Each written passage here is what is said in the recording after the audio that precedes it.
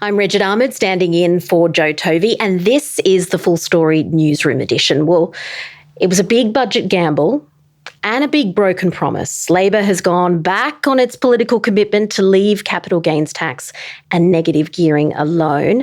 The government is suggesting it's the broken promise we had to have, just to get some intergenerational fairness back in the system. But they've left themselves open potentially to being punished for it.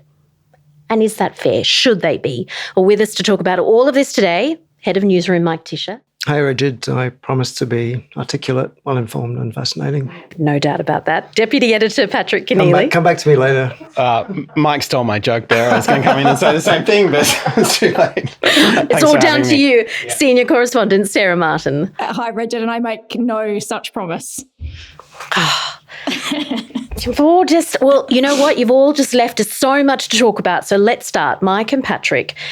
Should we care that Labor went back on a promise that they made not all that long ago? Yeah, we should care. I mean, that's kind of how elections have traditionally been run. You say what you're going to do, and if you don't do it or you do the opposite, then you pay the political price for it, potentially. I don't think that's controversial or we should be disregarding what people say during election campaigns by any means. But that's kind of a separate argument from the merits of the policy or whether they should have taken it to the election in the first place, which, as a lot of people have been saying, they should have done. In an ideal world, yes, they should have done.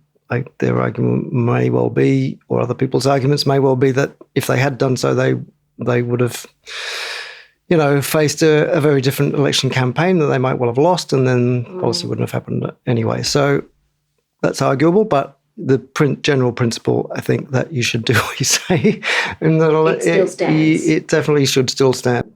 Patrick? Yeah, absolutely we should care about broken promises. Like, what are we here for in journalism if we're not holding governments and candidates to account for what they promised during election campaigns and what they failed to deliver afterwards?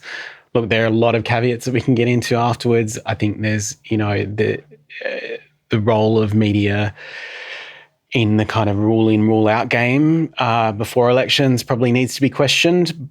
There's, it's not the first time a promise has been broken. There's a long history of, candidates and governments saying things before an election and then breaking their promises afterwards. That doesn't absolve them. But at the same time, I think it probably tempers what they've done. Sarah, what do you think? Can governments change their mind when they've said that they won't? Well, clearly they can, and they have. Look, I think it does matter. Clearly it matters what they say before an election and what they end up doing. But I also feel like the media, as Pat alluded to, is sort of partly to blame for sort of wedging them into that position, because before the election, like the fact that he had to rule it out 50 times sort of shows you something about the sort of level of our journalistic rigour. If it's sort of suddenly like, do you promise not to do this? Do you promise not to do that? I mean, they are in government for 3 years. I think when circumstances change, it's reasonable to expect governments to adapt to those changed circumstances.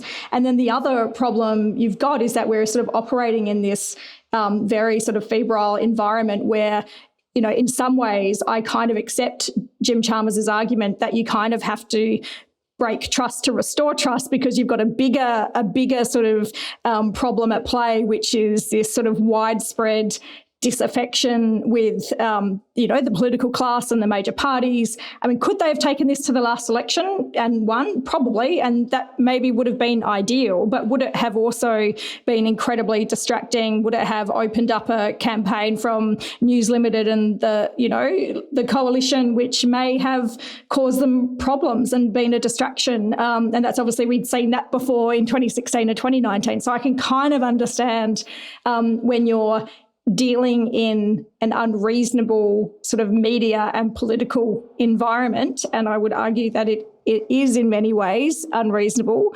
then I can kind of understand the logic that you go back on that promise. I guess my counterpoint to that, though, is the way in which they ruled it out before the election. So Albanese saying 50 times I'm not going to, I shouldn't have to rule this out 50 times.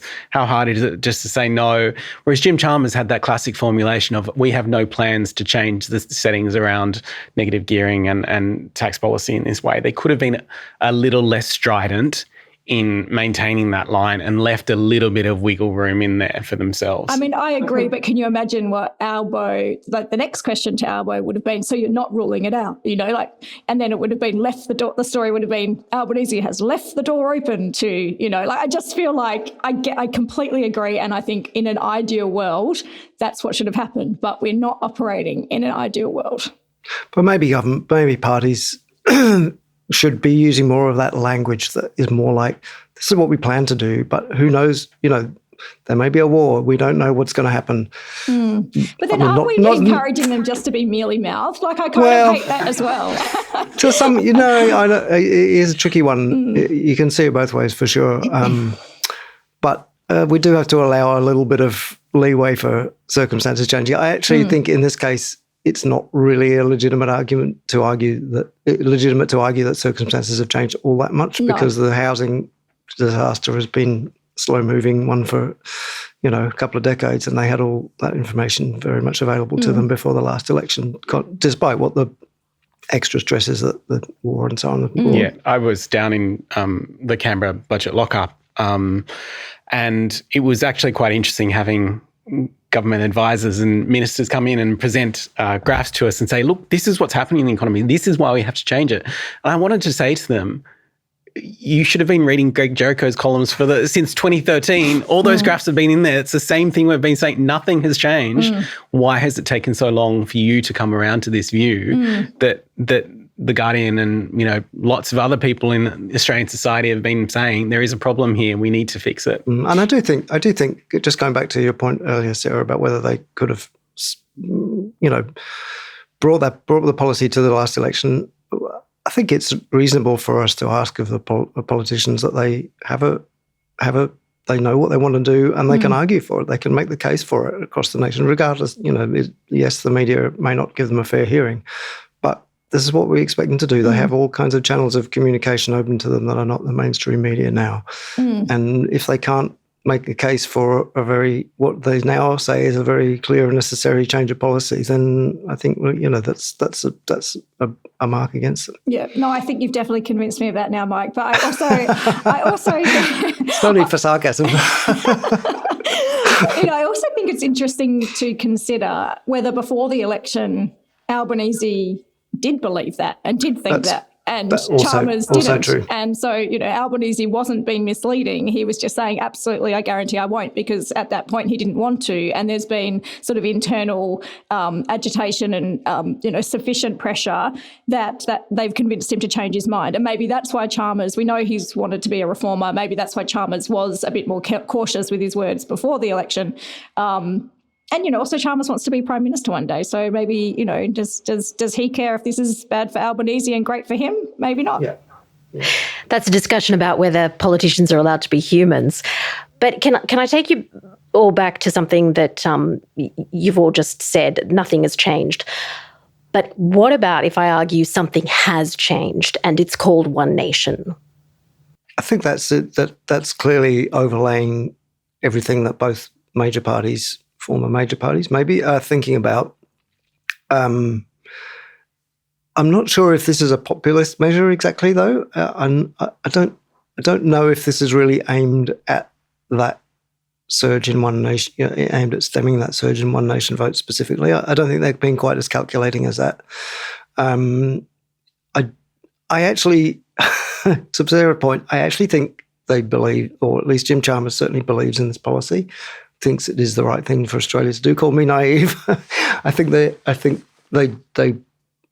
arguments have been well made over many years, and I think they've been accepted now. And it's more to do with the fact that it's becoming untenable, more and more untenable not to see that as the generational divide, or perhaps more accurately, the divide between people who can breach that generation gap and people who can't, becomes more obvious and more extreme. Young voters are, as we've discussed previously, attracted to One Nation. It's not just old people or any particular demographic. They're certainly part of that conversation, and Labor will be certainly thinking about how to stem that. I don't know, though, that this policy is very specifically or cynically aimed at doing that. I think it's got there's a much broader context to it than just that. So, Sarah, you've done a lot of reporting on One Nation then. Given we're talking about broken promises, could this broken promise just feed that distrust that we see shaping the move towards One Nation? Yeah, I mean, I think it definitely could. I think just back to Mike's point, I think there is a political calculation that the government has made here, and part of that is to do with One Nation, but also part of that is to do with addressing a young cohort of voters that really want to see the government undertake some reform, particularly in the housing space. I feel like the other part of the One Nation calculation is that, the people who are most affected by these policies are, older boomers who are already pissed off with the coalition, right? So they're already, they're kind of making a calculation that, there's a bunch of people who are angry with the Liberal and National parties. They're the ones who are most likely to be negatively affected by this policy. It doesn't really matter if we piss them off any further. And also, we're in a pretty good position at the moment when we basically have a completely impotent opposition, which is struggling with losing voters to One Nation on the right. So, they're in pretty good shape to do a bit of reform because of the state of the opposition, which is hugely distracted by its One Nation problem. So I think that rise of One Nation is important context since the election. But yes, I think there is a real danger that this does feed that voter cynicism with the major parties and, compounds the problem that is contributing to One Nation's success, which is that people feel let down by the major parties. They say one thing, they do another. You can't trust them. And that will absolutely be leveraged and exploited by One Nation as it campaigns to get broader support. So, yes, I think that is a real problem and I think that is a real risk. But obviously the government has calculated the pros and cons of this reform and thinks that the rewards and the potential benefit and the potential, support they get for this, particularly from young people, outweighs the risk and the backlash among a different demographic. But I think there's a difference between, and this is what the government's calculation is, I think, there's a difference between trust in the sense of not doing what you say you will do and breaking an election promise, and just trust in governments generally to fix people's problems, or to make their, to give them the opportunities that they think that they merit, and to generally to make life better, which is what governments are supposed to be there for, is to make everyone's lives better. The problem with this is that the benefits aren't going to be immediately felt, but the trust issue may be. People may feel immediately betrayed by this, and so that might have more resonance, whereas the benefits from these reforms are not going to be, felt immediately. But at least the government can say, we've done something. We're addressing. We've heard you, and we're making quite radical steps in the context of Australian politics to try and address this. And I think that they feel like, and I think they're probably right, that's going to give them more credibility in terms of trust than is taken away from them in the you've broken a promise question. It's all a calculation, and this brings me very neatly to the next question, which is, if economists say it's going to take a while for these reforms and the benefits that they bring to emerge, what should Labor be doing in the meantime to sell the message and counter that pushback of you've broken this promise and therefore, we don't like you anymore? I think the government needs to continue to talk about the underlying facts that have led them to this policy decision. I think that the facts are pretty rigorous here, and I think the more that they go out and try and explain and sell this policy, the better it will be for them in the long run, and more people would begin to understand this. We do every year the budget split up of, how the budget affects you if you're in a Gen X cohort or if you're a Boomer cohort. And I think the thing is, that's great for news reporting and it's well read, but society is not like that and families are not like that. I think even boomers who may have benefited from this in the past have children, have grandchildren who are in cities where they're struggling to get a foothold in the housing market. And they understand that something has gone wrong. They see crazy prices for apartments, for houses, and they understand what a struggle it is to get in, even if they've benefited from it in the past. So I think more broadly, the case is there. The government just has to continue to go out and make it. And I'm sure you'll see a lot of press conferences with the Treasurer standing next to families in new housing estates on the outskirts of Sydney and Melbourne who are buying their first home or who are benefiting from a policy like this. I think this will be a continued focus right up until the next election for the government to sell this policy. And also, I think, one way to stop getting pinned down is to continue reform and continue opening new fronts of where, I don't think the government should stop here. And I don't think, there are plenty more reforms that they can do to both the housing market, construction, in a whole range of areas that will help supply and also to shift the balance between investors and first home buyers. I think one of the interesting things around this policy has been that it's the first time that I can think of where governments have acknowledged that it's not just about supply. Previously, you would have premiers, prime ministers, treasurers jump up and say, it's all about supply. All we need to do is build more houses. Well, first of all, we're terrible at doing that. We've undershot our housing targets for decades. Secondly, it's not just about supply. And this acknowledges that finally that actually you do need to do something on the demand side as well as dealing with supply. The other thing is that having made this, fairly dramatic move by our standards, that's been, it's taken many years to come. But having once done that and warned the potential downside of the broken promise, now that puts the pressure back on the opposition to say whether they'll roll it back or not. And you can't imagine them going into the next election saying, actually, we think we want to bring in a policy to reverse all those things that are actually pretty unpopular, I think.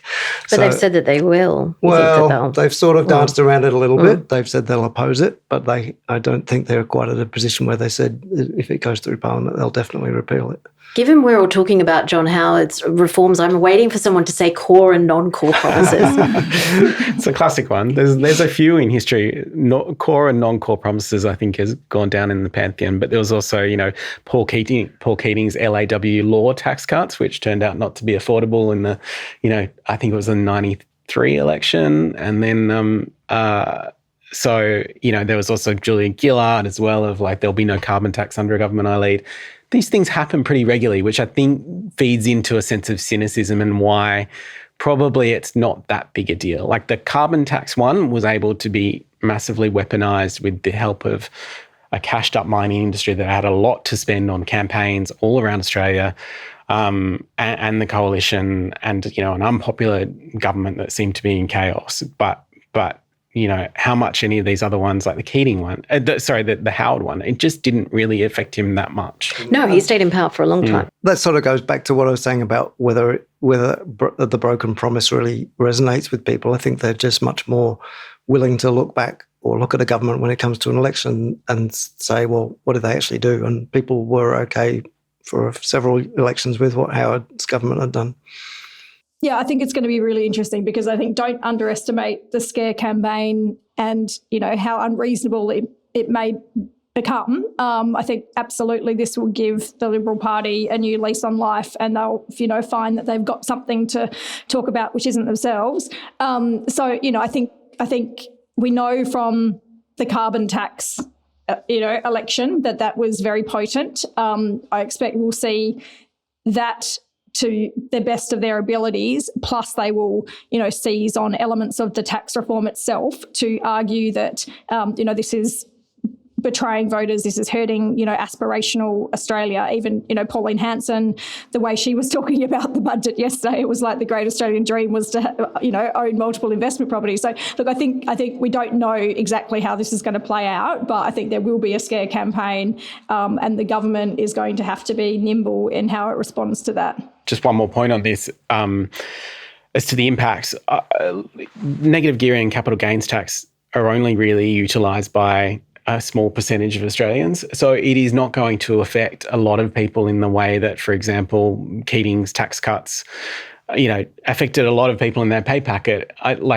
even Julia Gillard's carbon tax was able to be argued to say, oh, you're all going to be paying more at the Bowser on your electricity bills across the entire economy. I think the opposition is going to have a hard time convincing Australians that this is going to affect them if they've never had if they may not even own a property, may own one property, but the percentage of people who own negatively geared properties or who are counting on a capital gain or a family trust or in some way is such a small minority of Australians that I don't, it limits the ability of someone to run a scare campaign. No, I don't think it does at all. I think you're making Is it too logical? Yeah, you're being way too logical and making the mistake that they care about the facts when they actually, we know from scare campaigns past. Like look at the death tax campaign, like that happened when they were doing minor. Look at the franking credits campaign. But I think there's a difference in that franking credits were retrospective, and this this is not. It's grandfathered. It continues on, and I think that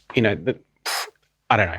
You're probably right. I mean, already they're Tim Wilson can go around rents. They're talking about. I mean, that guy is totally shameless, right? Like, I don't think anything's going to stop them trying their darndest to, run a fear campaign on this.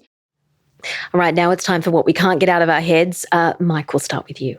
So this week, The Guardian started publishing its list of the top 100 best novels, I think. Yes, best novels of all time, they're calling it, selected by numerous authors and critics and so on. They've published, as when we're recording, they've done the first 40. Sad to say, I'd only read 3, I think, of the first 20 and 4 of the next 20.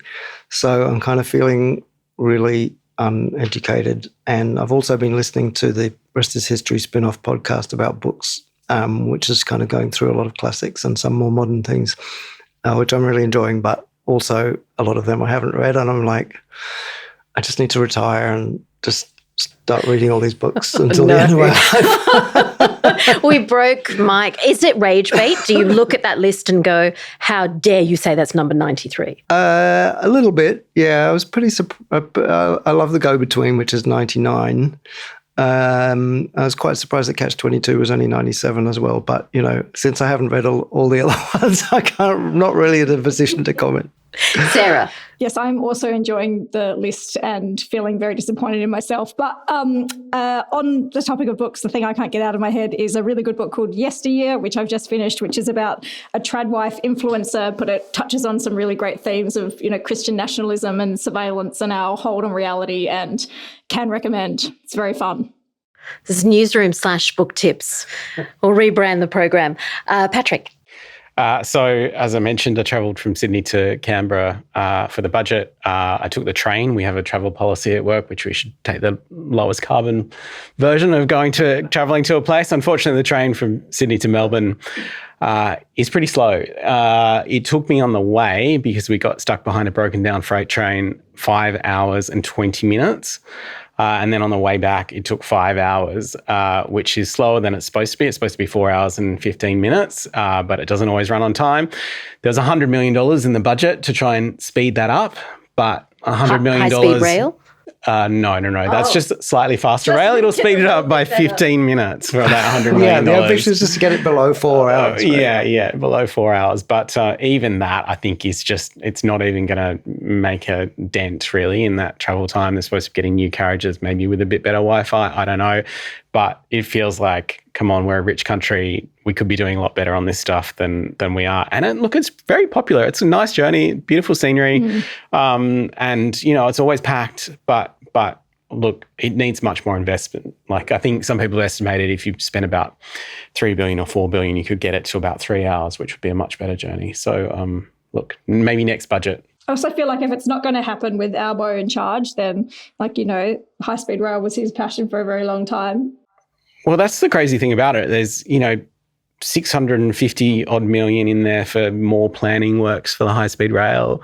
Maybe you could just spend that on the the rail that's already there. Or, there's also $3.8 billion for the suburban rail loop in Melbourne, which, there's a few questions around, and that takes $6 billion in total for the suburban rail loop. I don't know about the priorities here. There was a funny social media post when the Japanese Prime Minister was here recently of Albo kind of showing them, like, and here's our Sydney to Canberra.